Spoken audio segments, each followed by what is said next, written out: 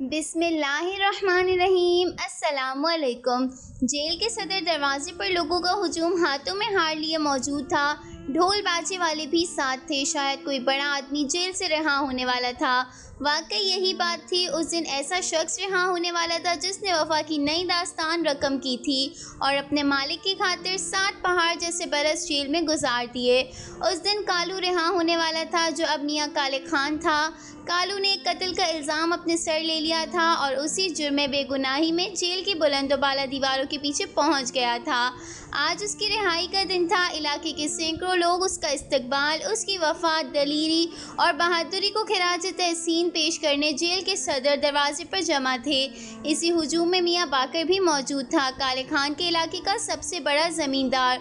वो 50 मरबा ज़मीन का मालिक और उसका ख़ानदान गुज़िश्ता 15 सालों से इलाके का बेताज बादशाह चला रहा था। 1877 की जंग आज़ादी में उसके बुज़ुर्गों ने उसे गदर का नाम देकर अंग्रेज़ों का साथ दिया था। मज़ारों और नौकरों को अंग्रेज़ फ़ौज में भर्ती करवाकर अंग्रेज़ों से हक़ दोस्ती अदा किया। अंग्रेज़ों ने वफ़ादारी के सिले में मियाँ बाकर के बुज़ुर्गों को सैकड़ों मरबा ज़रई ज़मीन बख्श दी। नस्ल दर नस्ल विरासती तकसीम के पास मियाँ बाकर के हाथ सिर्फ 50 मरबा ज़मीन लगी, लेकिन अब भी ये ज़मीन उन्हें इलाके की सबसे बड़ी ताकत बनाने को काफ़ी थी। इस जागीर के बलबूते पर बाकर ख़ानदान ने कौमी और सूबाई असम्बलियों की नशरीन हासिल की और बल्दियाती इंतखाबात भी जीते। इलाके में किसी को उनके सामने सर उठाने की ज़रूरत ना थी, लेकिन वक्त हमेशा एक सा नहीं रहता। तालीम और मीडिया की तरक्की ने इलाके के लोगों में एहसास बगावत पैदा कर दिया और उन्होंने मियाँ बाकर के ख़ानदान से निजात हासिल करने की तदबीर भी सोचनी शुरू कर दी थी। बल्दियाती इंतखाबात में मियाँ बाकर ख़ानदान का एक फ़र्द यूनियन कौंसिल के एक हल्का से कौंसलर का इंतखाब तो जीत गया था, लेकिन उसे चेयरमैन मुंतखब होने में दुश्वारी पेश आई। यूनियन कौंसिल 9 अरकान पर मुश्तमिल थी, जिसमें से 3 अरकान उनके हिमायती लेकिन 5 अरकान मुखालिफ थे। मियाँ ख़ानदान को ये मुश्किल ज़िंदगी में पहली बार पेश आई थी। पहले तो उन्होंने मुखालिफ अरकान को बहला फुसला कर अपने साथ मिलाना चाहा, लेकिन मुराद बर न आई तो डराना धमकाना शुरू कर दिया, मगर कोई हरपा कामयाब न हुआ। इलाके की यूनियन कौंसिल की सरबराही से महरूमी बाकर ख़ानदान के लिए बड़ा धचका था। उन्होंने सोचा कि किसी तरह इलेक्शन की तारीख बढ़ाई जाए और उसी दौरान मिन्नत समाजत के ज़रिए 1-2 अरकान साथ मिला लेंगे।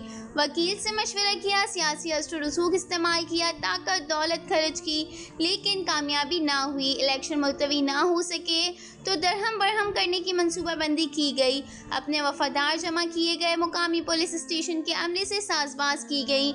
इलेक्शन के निगरान अमले से रब्ता किया गया। हवाई फायरिंग और संगजनी का मंसूबा बनाया गया ताकि पोलिंग ना हो। सब कुछ मंसूबे और तवक्को के मुताबिक हुआ। पोलिंग शुरू होते ही स्टेशन के इर्द गिर्द घरों और दरख्तों में छुपे अफराद ने शदीद फायरिंग करके खौफ व हरास पैदा कर दिया। ईंटों और पत्थरों से पोलिंग स्टेशन पर बारिश कर दी गई। पुलिस और अमला भाग गया। मेज़ें कुर्सियाँ उलट पुलट कर दी गईं, बैनर्स जला दिए गए। सब कुछ तवक्को के मुताबिक हो गया, लेकिन एक गड़बड़ हो गई। ईंटों से हमला हुआ तो पोलिंग स्टेशन पर मुतैन निगरान अमला अफरा तफरी में पोलिंग स्टेशन से निकल भागा। प्रिजाइडिंग ऑफिसर कमरे से निकला ही था कि उसके सर पर एक ज़ोरदार ईंट लगी और वो ज़ख्मी हालत में ज़मीन पर गिर पड़ा। प्रिजाइडिंग ऑफिसर करीबी स्कूल का अधेड़ उम्र हेड मास्टर था। ईंट की चोट उसके लिए कारी ज़ब्त साबित हुई। सर से बेतहाशा खून बहने लगा और वो बेहोश हो गया। गोलियों की तर और बरसती ईंटों में हर कोई खौफजदा हालत में भाग रहा था। किसी को होश नहीं था कि इस ज़ख्मी बूढ़े को उठाता, संभालता और तबी इमदाद पहुंचाने के लिए उसे अस्पताल मुंतकिल करता। काफ़ी देर बाद मुकामी थाने के इंचार्ज को सूरत हाल से आगाही हुई। थानेदार अपनी गाड़ी में ज़ख्मी प्रिजाइडिंग ऑफिसर को लेकर सरकारी अस्पताल पहुंचा, लेकिन इतने शदीद ज़ख्मी मरीज़ के इलाज का मुनासिब बंदोबस्त ना था, लिहाजा उसे ज़िला अस्पताल मुंतकिल किया गया। मरीज़ को फौरी तौर पर इमरजेंसी रूम पहुंचाया गया। मखदूश हालत देखते हुए डॉक्टर्स ने सर्जन को बुला लिया, लेकिन सर्जन के पहुंचने से कबल ही ज़ख्मी ज़िंदगी बाजी हार गया था। पोलिंग स्टेशन पर पथराव मियां बाकर के सबसे छोटे, प्यारे और खूबसूरत बेटे मियां नादिर की क़यादत में किया गया था। लोगों के मुताबिक मियां नादिर की फेंकी हुई ईंट से प्रिजाइडिंग ऑफिसर जख्मी हुआ था। उसकी शदीद जख्मी और ज़िला हेडक्वार्टर अस्पताल में मुंतकिल होने पर मियां बाकर कदरे परेशान था, लेकिन जब उसकी हलाकत की खबर पहुंची तो हर तरफ सरासमगी फैल गई। मियां बाकर भागम भाग मुकामी थाने जा पहुंचा। उसकी कोशिश थी कि कत्ल का मामला खुट-बुट कर दिया जाए या ज़्यादा से ज़्यादा किसी नामालूम फर्द के खिलाफ पर्चा दर्ज किया जाए। थानेदार मियां बाकर का ताबे फरमान था, उसमें इनकार की जुर्रत नहीं थी, लेकिन मजबूरी ये आन पड़ी कि मरने वाला प्रिजाइडिंग ऑफिसर था। थानेदार ने अपनी मजबूरी का इजहार किया तो मियां बाकर को अंदाज़ा हुआ कि उसका सबसे प्यारा बेटा कत्ल के मुकदमे में मलूस होने को है। मुकदमा बनता तो मियां नादिर जेल चला जाता, फिर न जाने कितना अरसा मुकदमा चलता। ये सारा अरसा मियां नादिर को जेल में गुजारना पड़ता, फिर न जाने मुकदमे का फैसला क्या होता, चंद साल कैद, उम्र कैद या फांसी। वक्त कम था, मियां बाकर का दिमाग कोई तरकीब सोचने में मसरूफ़ था। इसके अलावा तमाम ख़ानदान, बिरादरी और सारा गांव भी सभी इस सोच में गुम था कि मामला कैसे ख़त्म किया जाए। आखिर फ़ैसला हुआ कि कोई शख्स कुर्बानी दे और कत्ल का इल्ज़ाम अपने सर ले ले, वरना मियां नादिर को जेल जाने से नहीं बचाया जा सकता। मियां बाकर के इंतहाई वफ़ादार लोग गांव के अलावा इर्द गिर्द के इलाकों में भी बसते थे, लेकिन कोई शख्स इतनी बड़ी कुर्बानी देने पर आमादा न था। मियां नादिर के बजाय कोई शख्स फांसी का फंदा अपने गले में डालने को तैयार न था। यही वो लम्हा था जब कालू के जज्बे वफा ने जोश मारा और उसने लोगों के हुजूम में ऐलान किया कि प्रिजाइडिंग ऑफिसर को लगने वाली ईंट उसने फेंकी थी। मियां नादिर बेकसूर है। मियां बाकर को अपनी समात पर शक हुआ कि वो ये क्या सुन रहा है। क्या कोई शख्स ऐसा भी है जो दूसरों का फंदा अपने गले में बकाए में होश हवास डाल ले? लेकिन ये कोई वहम या ख्वाब नहीं था, बल्कि हकीकत थी। मियां बाकर ने कालू को गले लगा लिया। वो मियां बाकर जिसने अपने से कमतर किसी शख्स से कभी हाथ नहीं मिलाया था, इंतहाई मोहब्बत और खुलूस से कालू को गले लगाए आंखों से आंसू बहाकर कह रहा था, कालू तुम बहुत अच्छे आदमी हो, तुमने वफ़ा और दोस्ती की लाज रख ली। मैं सारी उम्र तुम्हारा और तुम्हारे ख़ानदान का एहसानमंद रहूँगा। फिर उसने हुजूम के सामने ऐलान किया, लोगों गवाह रहना, कालू आज से मेरा भाई है, कालू आज से मियां काले खान है। जब मियां बाकर ने बुलंद आवाज़ से ये कहा तो खुशामदी कालू का जज्बा वफ़ा भूल कर मियां बाकर की आला ज़र्फ़ी के गुन गाने और कहने लगे कि मियां बाकर वफ़ा करने और दोस्ती निभाने वालों की दिलो जान से कदर करता और उन्हें सर आँखों पर बिठाता है। कालू की कुर्बानी और मियां बाकर की बंदा परवरी की खबर जंगल की आग की तरह सारे इलाके में फैल गई। गांव के मर्द जन कालू के ख़ानदान को मुबारकबाद देने पहुंच गए। अब कालू और उसका ख़ानदान गांव का कमी कमीन नहीं था, वो मियां बाकर के रिश्तेदार बन गए थे। थानेदार ने प्रिजाइडिंग ऑफिसर को कत्ल करने के इल्ज़ाम में कालू का चालान कर दिया। कालू कुछ दिन थाने और फिर जेल चला गया। थाने और जेल में मियां बाकर की वजह से कालू को हर मुमकिन सहूलत पहुंचाई गई थी। उसे घर से पका हुआ खाना पहुंचाया जाता, जेल से मामला तय किया गया और जेल में कालू को VIP सहूलतें मुहैया की गईं। वो मियां बाकर का भाई जो था, मियां बाकर ने 10 एकड़ ज़मीन कालू के ख़ानदान को दे डाली ताकि वो काश्तकारी करके आराम और सुकून से ज़िंदगी गुजारें। मियां बाकर नकद रकम से भी कालू के लवाकीन की मदद करता रहा। हर ईद पर सारे ख़ानदान को कपड़े वगैरह बनवा देता और आते जाते कालू के घर चक्कर लगाता। कालू की बीवी के सर पर हाथ फेरता और बच्चों को प्यार करता। कालू को उम्र कैद की सज़ा हुई थी, लेकिन अच्छे चाल चलन की वजह से 8 साल बाद ही रिहाई अमल की गई थी। उस दिन कालू ने रिहा होना था। कालू का सारा गांव मियां बाकर की सरकर्दगी में कालू को लेने जेल के दरवाजे पर पहुंच गया था। बहुत से लोग हाथों में फूलों के हार पकड़े खड़े थे। जेल के दरवाजे से कुछ दूर ढोल बजाए जा रहे थे। जैसे ही कालू जेल के गेट से बाहर आया, मियां बाकर ने आगे बढ़कर कालू को गले लगाया और उसके गले में हार डाला। फिर बारी बारी सब लोग कालू से गले मिले और उसे हारों से लाद दिया। कालू को एक सजी सजाई गाड़ी में बिठाया गया जो उसे लिए गांव रवाना हो गई। गाड़ी सीधी मियां बाकर की हवेली पहुंची।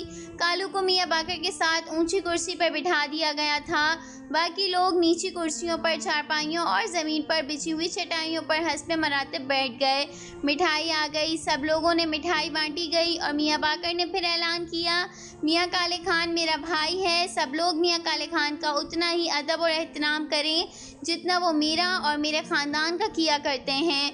मियां बाकर ने यह भी ऐलान किया कि मियां काले खान जब भी उनकी हवेली में आया करेंगे उनकी बराबर कुर्सी पर बैठेंगे। सब लोगों ने मियाँ काले खान को एक बार फिर मुबारकबाद दी। मियाँ काले खान की कुर्बानी और मियाँ बाकर की आला ज़र्फ़ी की दास्तान इलाके भर में फैल गई थी। लोग मियाँ काले खान को मियाँ बाकर के साथ वाली कुर्सी पर बैठा देखने दूर दूर से आने लगे थे। लोग आते, काले खान और मियाँ बाकर से हाथ मिलाते, दोनों के जज्बों की तारीफ़ करते और लौट जाते। मियाँ बाकर खुश था कि उसने अपने प्यारे बेटे नादिर को जेल जाने से बचा लिया था और इस बात पर भी खुश था कि उसने मियाँ काले खान के जज्बे इसार की भी कदर की और इलाके भर के आवाम ने उसका ये फ़ेल पसंद किया है। इस वजह से वो इलाके में हर दिल अजीज़ हो गया।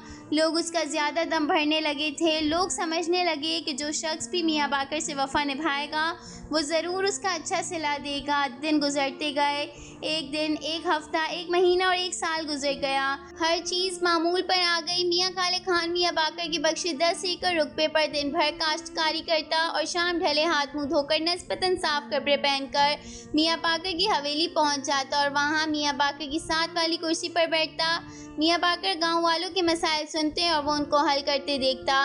रफ्ता रफ्ता लोग और मियाँ बाकर के ख़ानदान वाले भी प्रिजाइडिंग ऑफिसर के कत्ल के वाक़े और मियाँ काले खान की कुर्बानी भूलते गए। अब मियाँ बाकर के बेटों और उसके भाइयों को मियाँ काले खान का साथ वाली कुर्सी पर बैठना खटकने लगा था। बेटे पहले दबी ज़बान और फिर ऊंची ज़बान में तन्हाई में मियाँ बाकर से एहतजाज करने लगे। उन्होंने अपनी माँ को भी अपना हम ख्याल बना लिया। पहले पहल तो मियाँ बाकर बातें सुनकर नाराज़ हुआ और उन्हें डांटने टपकने लगा, लेकिन आहिस्ता आहिस्ता गैर महसूस तरीके से उनका हम ख्याल होता चला गया। शुरू में मियाँ बाकर का ख्याल था कि मियाँ काले खान ने बहुत बड़ी कुर्बानी दी और इस कुर्बानी का जितना भी सिला दिया जाए कम है, लेकिन अब वो सोचने लगा कि वो इलाके का बेताज बादशाह है और कालू उसकी रियाया का एक फ़र्द। रियाया बादशाहों पर कुर्बान होती ही है। ये कोई इतना बड़ा कारनामा नहीं कि कालू जैसे आम शख्स को अपना हम मर्तबा बना लिया जाए। कालू को 10 एकड़ ज़मीन का टुकड़ा दे दिया गया। वो जब तक ज़िंदा है उस पर काश्त करे और मज़े करे, लेकिन अब मज़ीद उसे अपने बराबर बिठाना मुश्किल है। पहले पहल मियाँ काले खान हवेली में आकर मियाँ बाकर के साथ बैठता तो वो खुश हुआ करता था, लेकिन अब बज़ाहिर तो किसी रद्द अमल का इजहार ना करता, लेकिन दिल ही दिल में नागवारी महसूस करता। मियाँ बाकर सोचता कि क्या तदबीर करूं, कालू पहले की तरह बन जाए, लेकिन कैसे। उसने इलाके भर को गवाह बनाकर ऐलान किया था कि मियाँ काले खान उसका भाई है। अब अगर वो मियाँ काले खान की शान में कमी करके उसे दोबारा कालू के मर्तबे पर पहुंचाता तो इलाके भर में उसका भरम टूट जाएगा। मियाँ बाकर इसी अधेरबंद में था कि सिंध से एक दोस्त उससे मिलने आ गया। सिंधी वडेरा हज़ारों एकड़ ज़मीन का मालिक था। कालू को भी मियाँ काले खान के तौर पर उससे मुतारिफ़ कराया गया था। अपनी और अपने सिंधी मेहमान की ऊंची कुर्सी के बराबर वाली कुर्सी पर मियाँ काले खान को भी बिठाना पड़ा।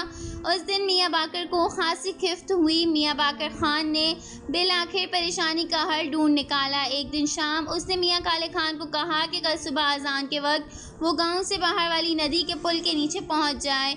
उससे एक राज की बात कहनी है। मियाँ बाकर ने उसे ताकीद की कि वो ये बात किसी को ना बताए। मियाँ काले खान दिल ही दिल में बहुत खुश हुआ कि मियाँ बाकर अब उस पर इतना एतमाद करने लगा है कि जिस राज में वो अपने बेटों और भाइयों को शरीक नहीं करता उसे बता देता है। काले खान वक्त मुकर्ररा पर पुल के नीचे पहुंच गया। उस वक्त सारा गांव अभी सोया पड़ा था। काले खान इधर उधर देखता चला आया कि कोई शख्स उसे देख तो नहीं रहा, लेकिन वीरान नदी के किनारे कोई ज़रूर मौजूद न था। मियाँ काले ने पुल के नीचे पहुंचा तो मियाँ बाकर चादर ओढ़े मौजूद था। मियाँ काले खान ने हाथ मिलाने के लिए अपना हाथ फैलाया। मियाँ बाकर ने भी चादर से हाथ निकाला। पुल के नीचे अंधेरा था। अगर रोशनी होती तो मियाँ काले खान देख लेता कि मियाँ बाकर के हाथ में कोई शेर थमी हुई है। मियाँ बाकर का हाथ मियाँ काले के सीने के बराबर आ गया। एक शोला लपका और पुल के नीचे आवाज़ गूंजी। मियाँ बाकर के हाथ में पकड़े हुए रिवॉल्वर से गोली निकली और मियाँ काले खान के सीने में प्यूस्ट हो गई। कालू ने बेयकीनी के आलम में मियाँ बाकर की तरफ देखा और ज़मीन पर गिर पड़ा। मुझे बहुत अफसोस है कालू, लेकिन मेरे पास इसके सिवा कोई हल ना था, मियाँ बाकर ने कहा और दूसरी गोली कालू के सर पर उतार दी। तो फ्रेंड्स, अगर आपको मेरी कहानी अच्छी लगी है तो कहानी को लाइक, शेयर और सब्सक्राइब लाजमी कीजिएगा। चलती हूँ मैं, मिलते हैं अब नई कहानी के साथ। अपना बहुत ज़्यादा ख्याल रखना दोस्तों। अल्लाह हाफिज़।